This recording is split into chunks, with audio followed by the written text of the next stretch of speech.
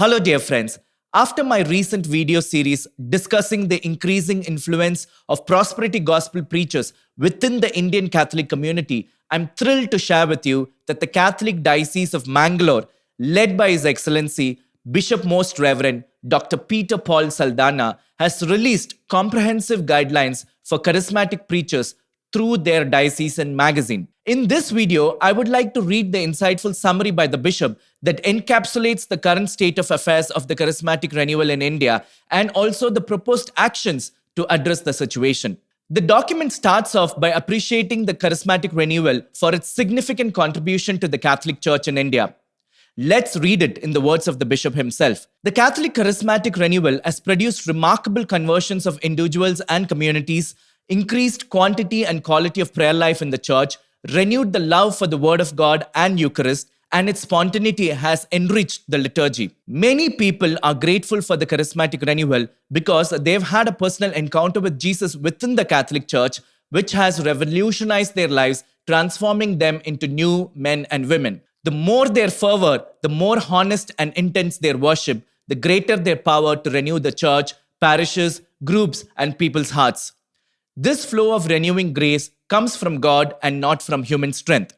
Guys, if you ask my opinion about this paragraph of appreciation for the charismatic renewal, I affirm every word of it. It is an undeniable fact that the charismatic renewal has been a great blessing for the Indian Catholic Church. In fact, my personal conversion to Catholicism was influenced by the Jesus Youth movement, which emerged as a fruit of the charismatic renewal. However, it would be an understatement to say that in recent times, some charismatic renewal groups in India have started to resemble a Protestant faction within the Catholic Church. It has reached a point where many of us believe that corrective and disciplinary measures from the bishops are absolutely necessary. Now, moving on to the next para, the document proceeds to assert, while the charismatic renewal is an integral part of the church, at the same time is subject to the authority and guidance of the church. Now, let's read the words of Bishop himself. The charismatic renewal is integrated into the church and is subject to the shepherding and discernment of the Catholic Church. The diocesan bishop has the pastoral responsibility to ensure that all that occurs within his diocese is in accordance with the Catholic traditional practice, doctrine, and laws. The Second Vatican Council speaks of the responsibility of the bishops to supervise and encourage, promote and support authentic popular movements of piety, and also bears the pastoral task of not extinguishing the spirit, but testing all things and holding fast to that which is good and making sure what is done is best for each other and the community.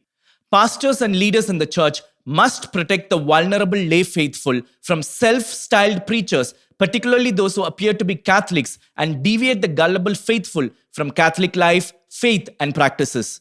In order to encourage and assist the faithful, the clergy and the religious should learn more about the Catholic charismatic renewal and be available to help and guide the prayer groups and individuals in their parishes so as to provide a more gospel-centric service to the parish community. Guys, now coming to my viewpoint on this, it's very true that some charismatic preachers don't acknowledge the authority of the church and interpret the scriptures as they wish. But I would argue a major portion of responsibility should be attributed to the lack of action by the clergy. I just don't understand why Catholic priests appear reluctant to assert their authority in order to correct the preachers and guide the faithful in the right path. Some of the parish priests set a very low standard, suggesting that as long as some positive outcomes emerge from these preachers' message, we can overlook their false teaching. It's absolutely absurd. Just because every heresy has an element of truth in it, does that mean we start preaching heresy? Absolutely not.